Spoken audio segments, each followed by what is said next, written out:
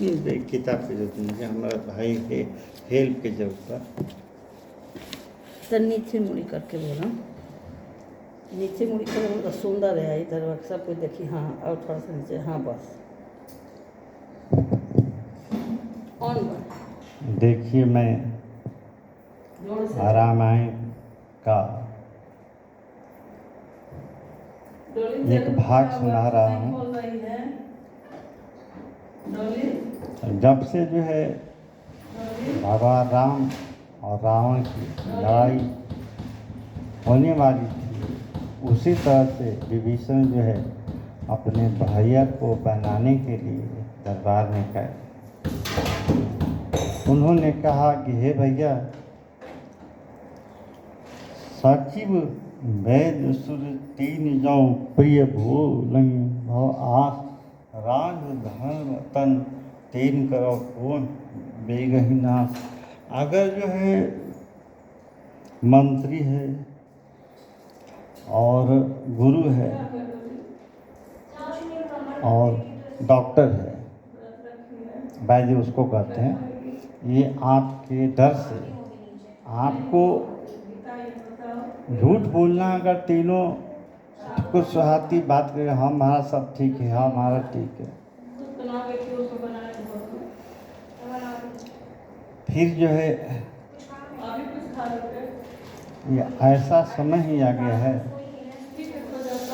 देखिए, लंका के राज में इलाज करने वाला सुषेण वैद्य था। लक्ष्मण जी जब मूर्छित हो गए तो हनुमान जी उसके घर सहित उठा लाए और उसने जो है संजीवनी बूटी को लेकर के आने के लिए कहा, बस सूर्योदय से पहले आ जाना चाहिए। उनके इलाज के लिए गया, लेकिन ये कहीं नहीं लिखा है कि रामायण में कि सुषेण वैद्य जो है कहीं रावण की सेना में कोई बेहोश हो गया, मूर्छित हो गया, वो घायल हो गया, उसके पास ये भी धर्म और धर्म को पहचानता था, इसीलिए भगवान राम का साथ देता था। अंत में विभीषण कहते हैं कि काम क्रोध मद लोभ सब नाथ नरक के पंथ सब परिहरि रघुबीर भजहु भजहु जय संत। हे भैया, काम क्रोध मद और लोभ इसका त्याग कर दो और सब कुछ छोड़ के रघुवीर के शरण में चले जाओ। आपका राज्य जो है अचल रहेगा, आपको हटाने वाला कोई नहीं है। वे कोई मनुष्य वेश में हैं, मेघनाथ भी उसका अद्वितीय बेटा था, इंद्रजीत कहलाता था। इंद्र को भी उसने हरा दिया और बांध दिया कमरे में।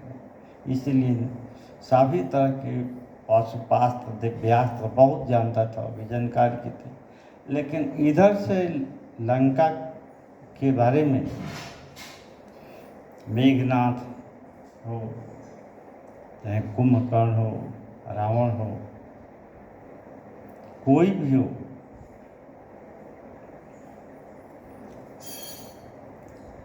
तो विभीषण जी सबके लिए कहते हैं, हे भैया सब कुछ छोड़कर भगवान शरण में। रावण सुनने का अभ्यास नहीं किया था, किसी का बात सुने, वो आदेश देना जानता था। अंत में ये लात मार के इनको सभा से निकाल दिया, अपने 5 मंत्रियों के साथ आ गए भगवान राम के शरण में और कहते हैं कि हे प्रभु,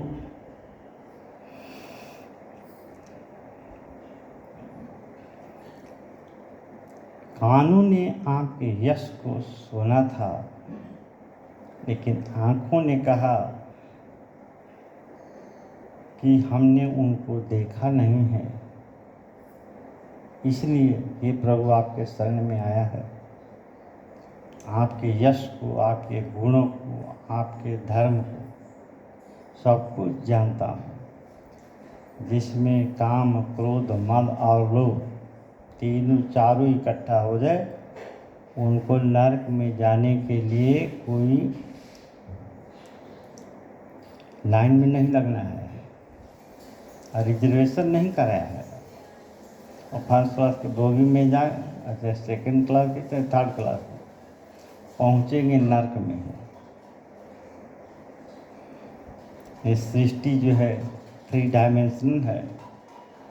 ब्रह्मा, विष्णु और महेश एक ही पॉइंट से तीनों भगवान निकलते हैं, एक ही जगह से, एक ही जगह मरते हैं। जिसने इलेक्ट्रॉन प्रोटॉन की डिस्कवरी की, नोबेल पुरस्कार मिला, उसी तरह हमारे हिंदू धर्म में एक कणादि ऋषि थे। कणादि ऋषि, उनका इसलिए नाम पड़ा कि वो खेतों में जाते थे और जो अन्न दाना किसी का गिरा हुआ हो, धान हो जाएंगे, वही फल उसी को खाकर घूमते रहते थे और अनुभव करते रहते थे। मगध विश्वविद्यालय एक बार जो है बहुत बड़ा विश्वविद्यालय था, सब कुछ पढ़ाई जाती थी।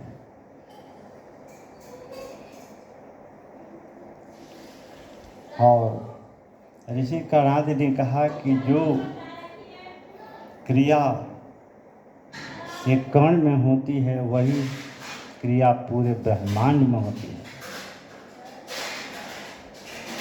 बस इतने में आप इलेक्ट्रॉन, प्रोटॉन और न्यूट्रॉन का अर्थ समझ गए। एक सबसे छोटा सा कण में वही प्रक्रिया है पूरे ब्रह्मांड में। जैसे इलेक्ट्रॉन जो है सर्किट में घूमते हैं, वैसे नवग्रह भी सूर्य के चारों नवग्रह जो है घूमते हैं। ये उनकी खोज थी, लेकिन उनका नाम कोई नहीं जानता था, न जानता है। ये हमारी ऋषि परंपरा की। आजकल तो जो है घर घर में ज्योतिषी बैठे हुए हैं और सलाह देते हैं। अपने तो कुछ करेंगे नहीं, मीट मछली खाएंगे, लेकिन दूसरे को सलाह देने में वे चतुर होते हैं। आइए अब रामायण का प्रवचन के बारे में बताता हूँ। जब मेघनाथ लक्ष्मण जी से युद्ध किया, भगवान राम ने छोड़ दिया, बोला हे लक्ष्मण जाओ।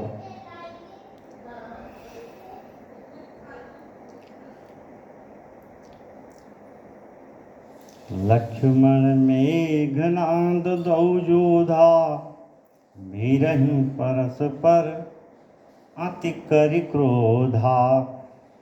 एक कहीं एक सकै नहीं जीती, निश्चर छल बल करहि अनीति।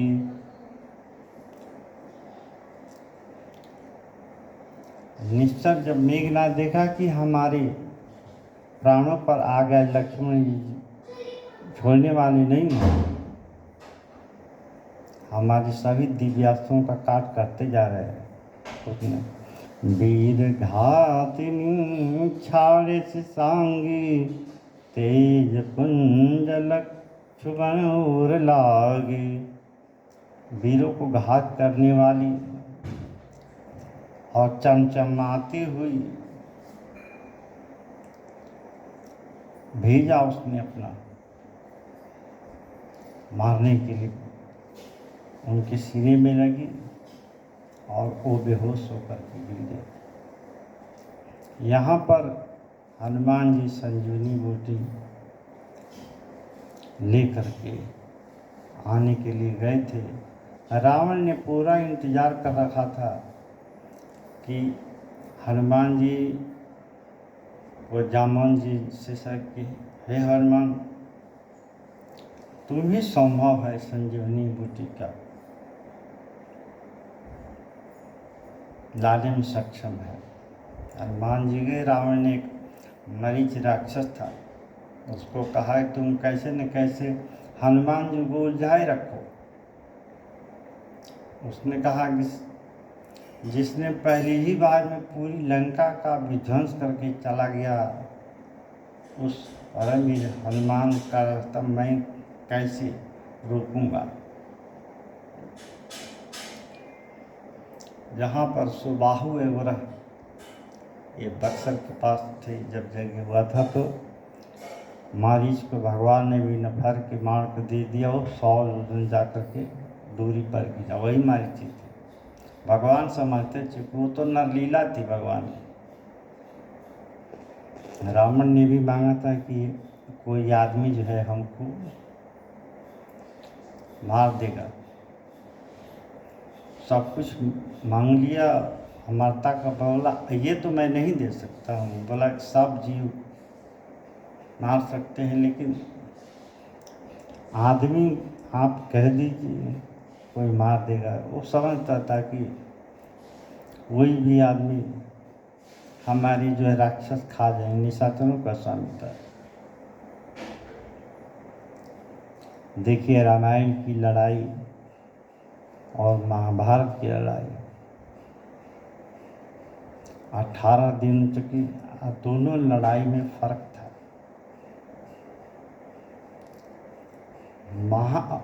महारथी होते थे, अतिरथी होते थे।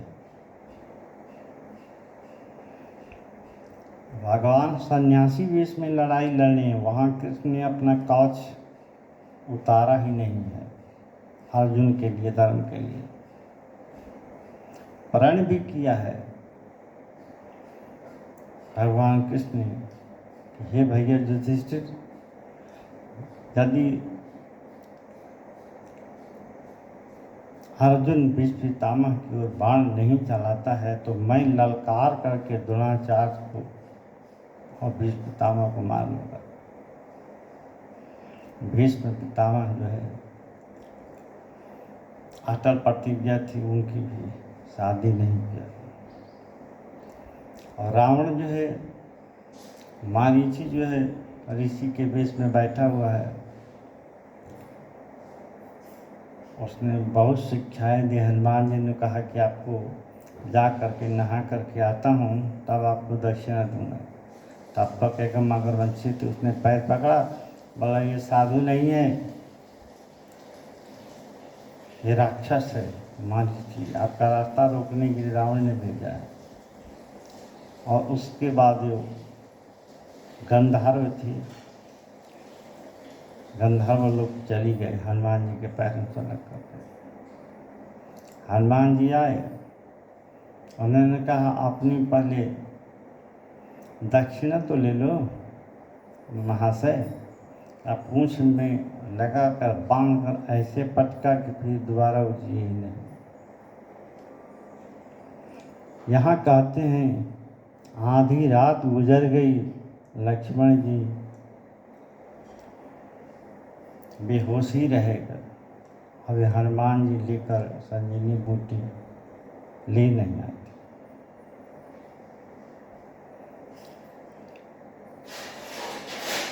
ठीक है, मैं आपको बताता हूँ। लक्ष्मण जी बेहोश होकर गिरे। कोई बेहोश होकर योद्धा गिर जाता है तो उसको मारा नहीं जाता। जिसके पास अस्त्र शस्त्र नहीं है, सब कुछ खो चुका है, उसको भी युद्ध की रणनीति, अपनी जो मिसाइल है वो समझिए कि वही दिव्यास्त्र है।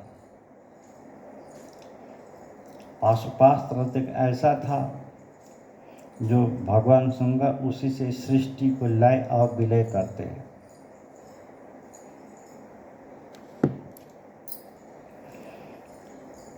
भगवान राम इंतजार करते रहे। अर्धरात गई कपि नहीं आयऊ, राम उठाई अनुज उर लाऊ। आधी रात बीत गई और भगवान राम ने देखा कि अभी हनुमान जी आए नहीं, जैसे मनुष्य विलाप करता है वैसे वो भी विलाप करने लगे।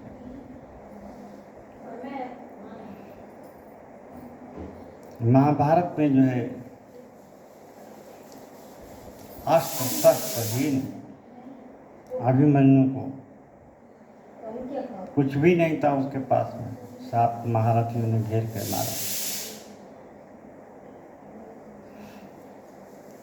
एक तरह से अन्याय ही था। अब लक्ष्मण जी की देखिए, अर्ध रात गई कपि नहीं आयो, राम उठाई अनुजोर लायो।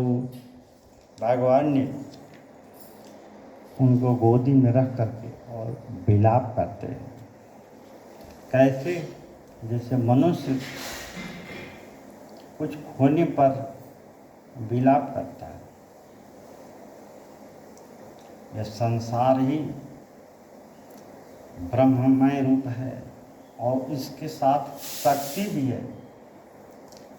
भगवान ईश्वर जो है हर चीज से परे है, उसकी कोई सीमा नहीं है।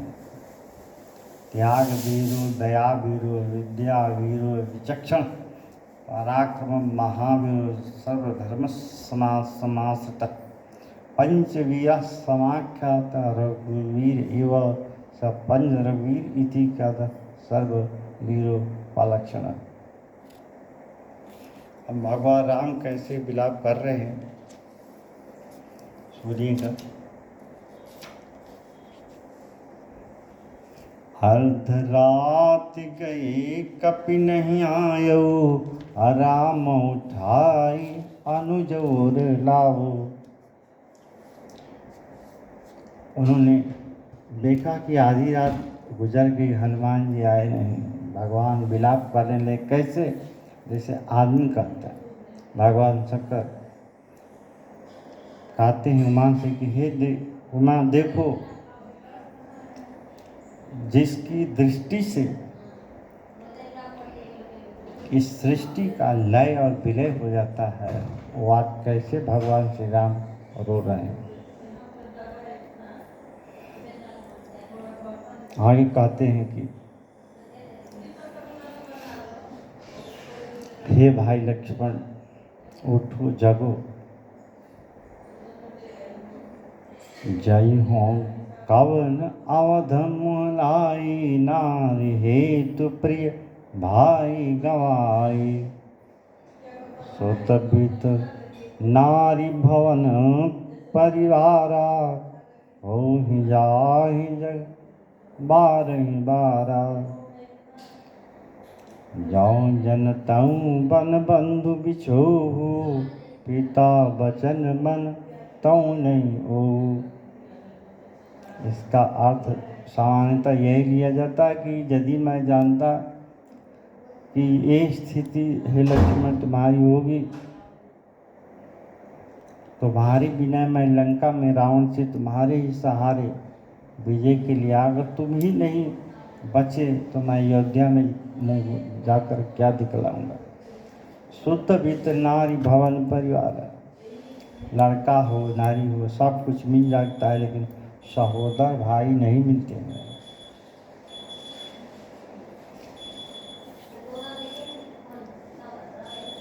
कहते हैं कि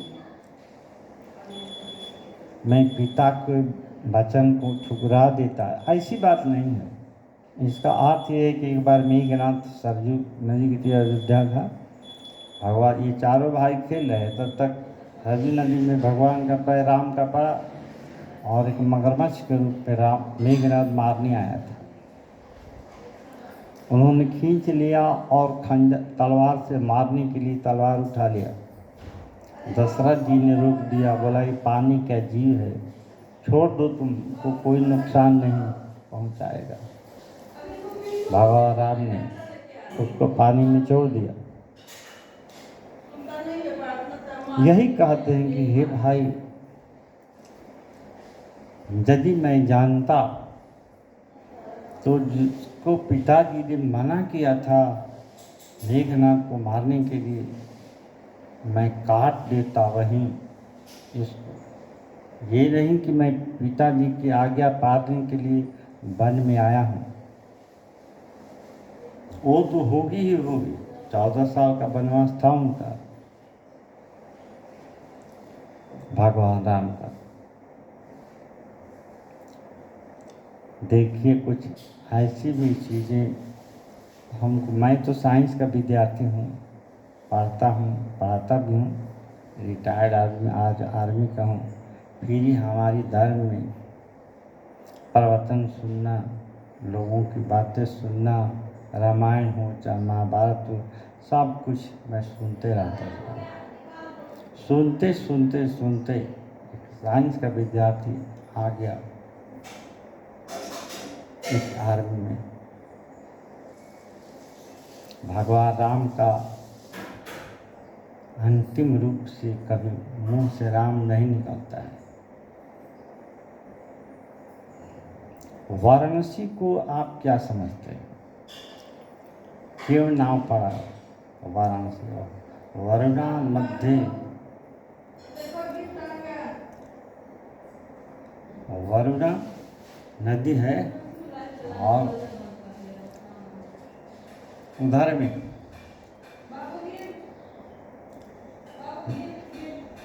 जो शंकर प्रसाद हनुमान जी का ऐसे विश्वविद्यालय है, वरुणा 80 मध्य स्थित वाराणसी। वरुणा नदी और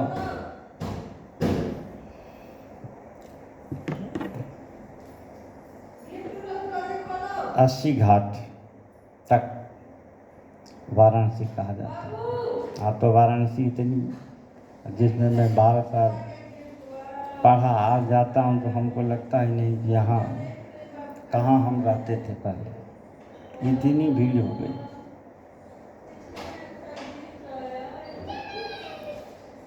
देखिए जब आदमी काम करता है सफलता मिलती है। जैसे हनुमान जी लेकर आए और संजीवनी भी लगाइए और जी बैठे। भगवान राम ने कहा, हे लक्ष्मण जाओ, तुमको आज विजय का वरदान देता हूँ और तुम ही मेघनाथ को मारोगे। अब आगे की कथा जो है फिर इसको कंटिन्यूस बाद में करेंगे। बोलिए राधे कृष्ण भगवान की जय। जय जय सीताराम, जय जय राधे श्याम। बोलिए कालों के काल महाकाल भगवान भोलेनाथ की जय। भगवान भोलेनाथ ये व्याघ्र चर्म पहने घूमते रहते हैं। द्वापर युग में, सतयुग में, त्रेता में, नारद मुनि का, विश्वामित्र का, परशुराम जी का सब नाम आता है। कहते हैं कि जो सतयुगी राम पृथ्वीराज चौहान ने सीखी थी, उसको बताने वाला अश्वत्थामा था। ये चौहान वंश तकरीबन 11 ईस्वी के आसपास है, 1100 ईस्वी पीछे, बिफोर क्राइस्ट, BC।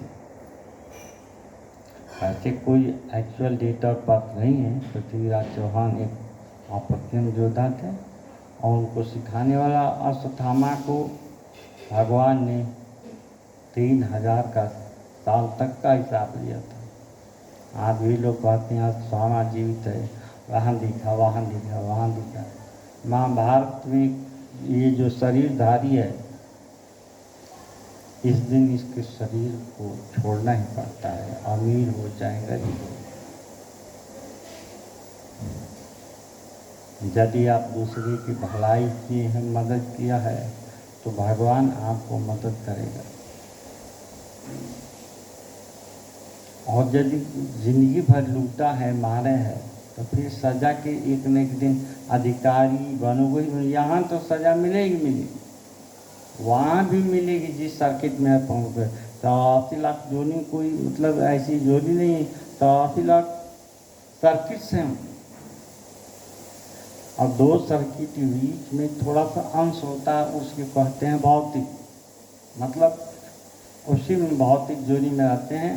भगवान जब दूसरे जोनी में डाल देता है तो भौतिक चीज़ जो है, भौतिक चीज़ मतलब जैसे कोई आपके पिताजी माँ मर गई हैं, आपके सपने में दिखाई देते हैं, उनकी आवाज़ दिखाई देती है, तो वो अभी भौतिक जीवन है, उनको अभी भगवान ने दूसरी सर्किट में डाला ही नहीं।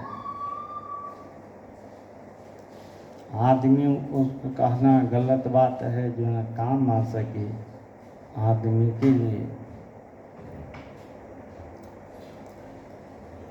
ह्यूमैनिटी जो है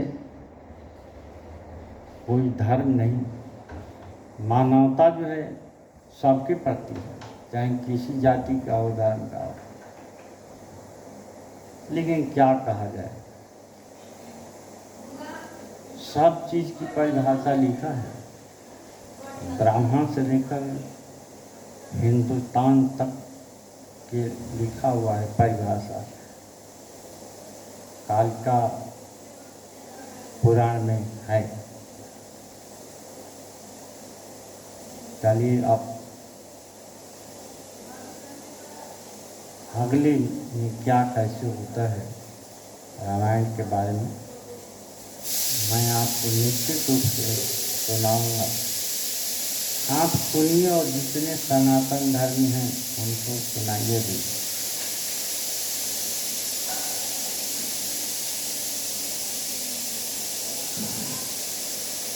आजकल जो है किसी के पास उतना टाइम नहीं है जो जप करे तप करे, रोज़ रोज़ कथा सुने।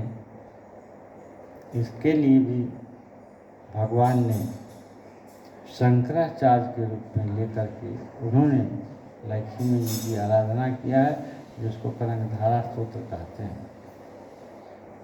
मंत्र महामणि विषय ब्याल के मेटत कठिन कुंक भाल के। यदि विधाता ने अर्थात ब्रह्मा ने आपको ललाट पर कुंक ही लिखा है तो भी आप अपने कर्मों द्वारा उसको हटा सकते हैं। मंत्री हो, गुरु हो और वैद्य हो, ये तीनों यदि आर्मी के जो हम लोग जाते हैं सहायता करते हैं, ये झूठ बोलना सीख जाएं और लल्लू चप्पे वाली बात कहें, ओरिजिनल प्रॉब्लम न समझें, जाकर के मिसगाइड कर दें और फिर तो यूनिट चल बस। उसी तरह एक देश है हमारा है। आजकल कोई अपना दोष स्वीकार नहीं करता है, दूसरों में अवगुण दिखता है। अपन कोई भी मनुष्य ऐसा है ही नहीं जिसमें कोई अवगुण नहीं है और गुण नहीं है। इसकी परिभाषा ही अलग है। चलिए, जय जय राधे श्याम, जय जय सीताराम, भोले काल काल महाकाल भगवान भोलेनाथ की जय।